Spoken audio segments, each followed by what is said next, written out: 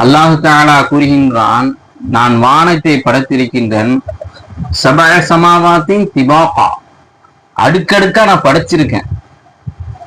படைத்து விட்டு அல்லாஹு தஆலா அந்த உலகத்துக்கே சவால் விடுகின்றான். எவ்வாறு?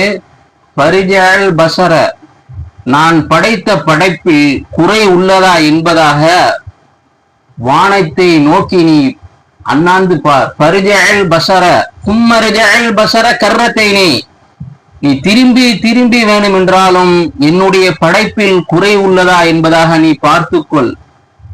கடைசியாக அந்த பார்வை, என்னடா நாம் இவ்வளவு நேரம் திரும்பி திரும்பி பார்க்கிறோம், இறைவனுடைய படைப்பில் குறை உள்ளதா என்பதாக கை சேதம் அடைந்ததாக எம் கலிபு இலைக்கல் பசர், அல்லாஹ் சொல்றான், அந்த பார்வை திரும்பிவிடும்.